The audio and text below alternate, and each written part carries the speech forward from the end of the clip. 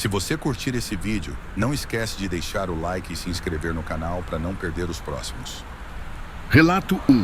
A autópsia da sala 9. Trabalho há 12 anos no Instituto Médico Legal de uma cidade do interior. Já vi coisas que tirariam o sono de muita gente.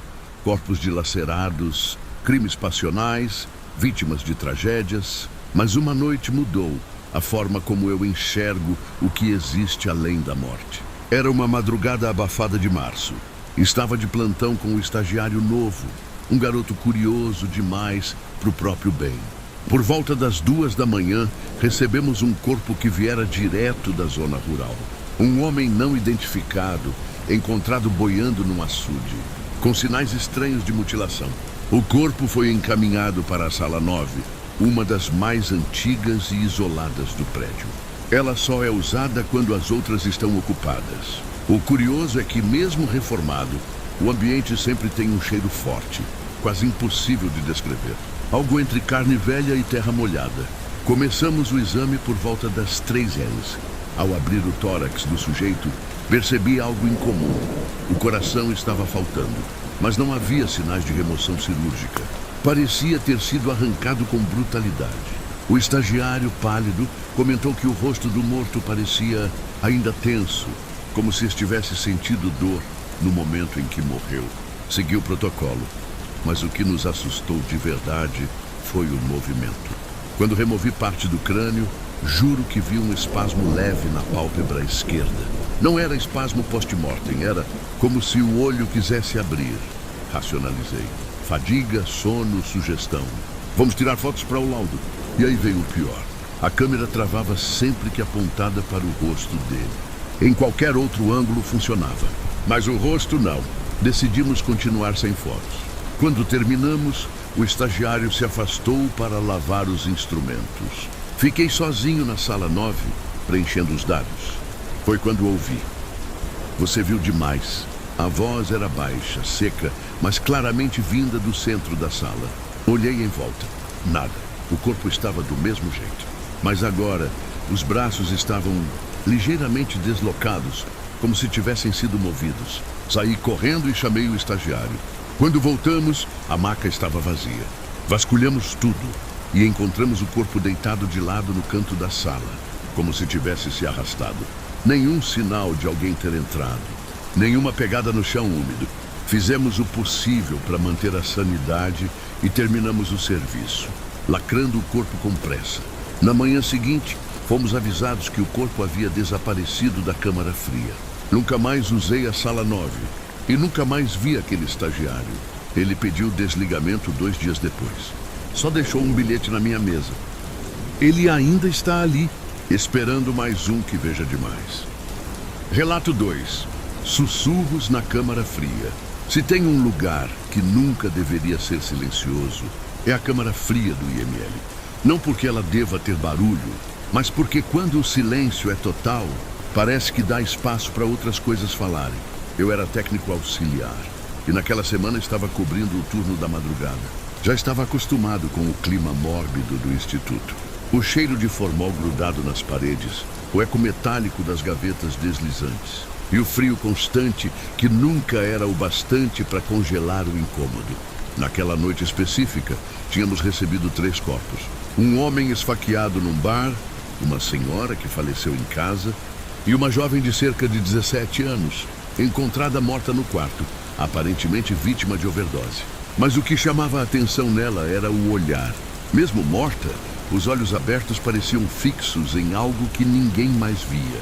Por volta das 2h30 da manhã, fui checar a temperatura da câmara. Era uma rotina simples. Registrar os graus, verificar os lacres e fechar tudo. Mas ao entrar, algo me travou na porta. A sensação foi imediata. Como se o ar tivesse ficado mais pesado. Como se alguém estivesse respirando atrás de mim. A luz fluorescente oscilava. Fiz o possível para ignorar. Comecei a checar as gavetas e percebi algo errado. Uma delas estava ligeiramente aberta. Era a da jovem. Na prancheta, o nome ainda constava, mas o corpo não estava visível. Abaixei para olhar com mais cuidado e, de dentro da gaveta, veio um som fraco, arranhado. Tá escuro aqui. Gelei. Achei que fosse um vazamento no cano ou minha mente pregando peças. Fechei a gaveta com força e me virei para sair. Mas a porta, que nunca trava, estava fechada por dentro. Bati, forcei e gritei pelo segurança. Nada. A temperatura começou a cair mais do que o normal. As luzes se apagaram por completo. No breu, ouvi claramente uma sequência de sussurros. Vozes diferentes, umas chorando, outras rindo. E uma delas, feminina, falava o tempo todo. Você trouxe mais um para ficar comigo. Me encolhi no canto da câmara, tentando não surtar. Quando a luz voltou, a jovem estava de volta à gaveta, mas virada de lado, com a mão fora da gaveta como se tivesse tentado sair. Corri até a porta, que agora estava entreaberta. O relatório do dia seguinte não mencionou nada do que aconteceu. Nem mesmo o segurança disse ter ouvido meus gritos. Quando fui checar as imagens da câmera de segurança, as gravações daquele horário estavam corrompidas. Pedi transferência. Me colocaram no setor de arquivo, longe das câmaras. Às vezes, no fim do expediente, ainda escuto uma voz fina e distante vinda das paredes refrigeradas. Para ficar comigo. Relato 3. O Homem do Saco Preto. Sempre fui cético. Trabalho no IML há anos e nunca acreditei em nada além do que os laudos podiam provar. Até a noite em que vi o Homem do Saco Preto. Era uma sexta-feira chuvosa. Havíamos recebido um corpo que veio da penitenciária estadual. O laudo preliminar dizia morte por enforcamento. Preso por assassinato, o homem havia tirado a própria vida em cela isolada. Nome: Ademir Valença.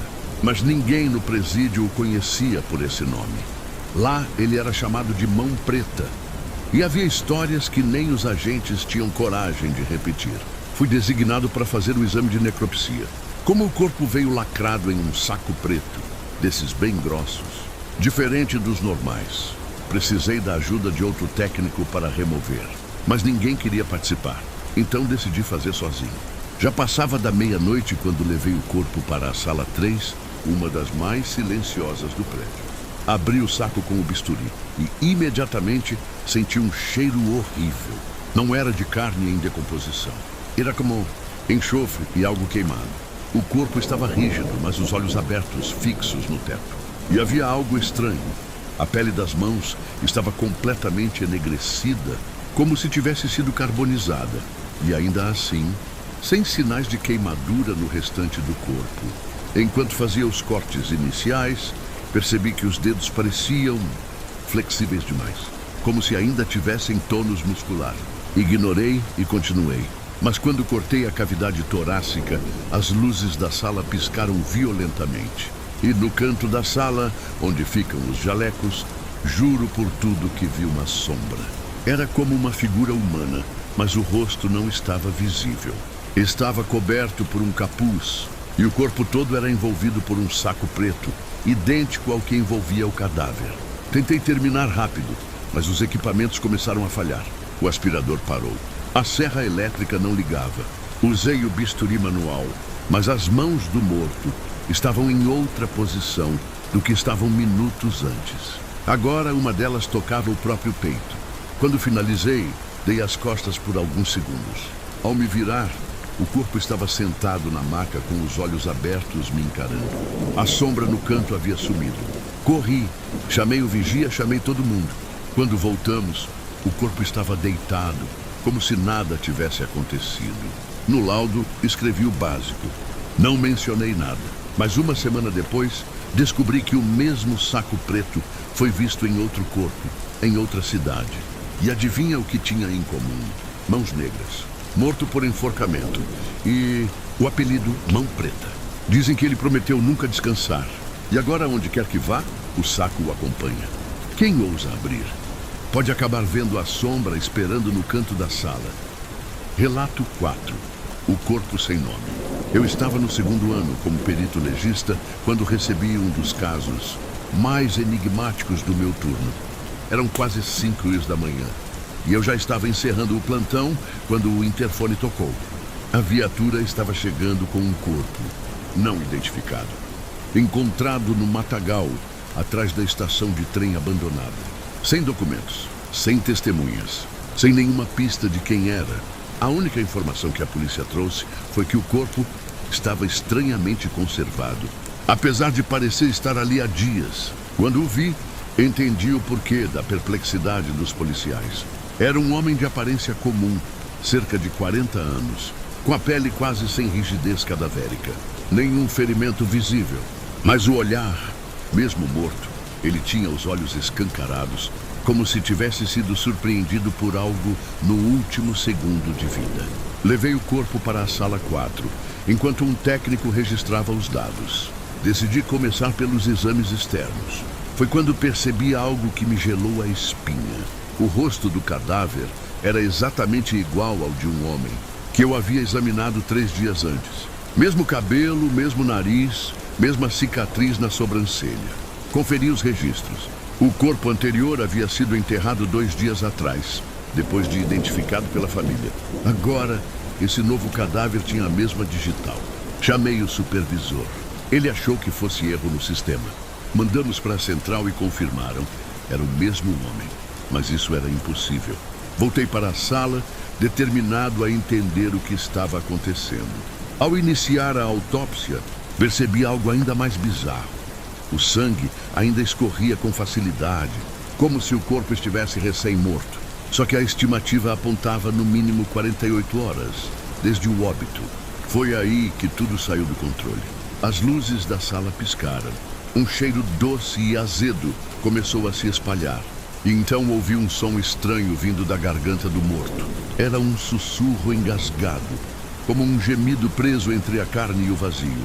Me afastei, mas o som não cessava. Os olhos do cadáver estavam agora olhando direto para mim. Senti um calor horrível subir pelo pescoço. A maca tremeu. A sala ficou escura por 2 segundos. Quando a luz voltou, o corpo estava deitado de bruços, com a cabeça virada, algo que eu jamais teria deixado naquela posição. Decidi encerrar o exame. Pedi que lacrassem o corpo e levassem para a câmara fria. Mas na manhã seguinte, o corpo simplesmente não estava mais lá. Sumiu sem quebrar lacre, sem disparar alarme. Mais tarde recebi um envelope sem remetente na minha mesa. Dentro, apenas uma frase, datilografada. Você viu quem não devia ver. Ele ainda está te imitando. Desde então, toda vez que passo em frente a um espelho no IML, tenho medo de ver algo em mim que não é meu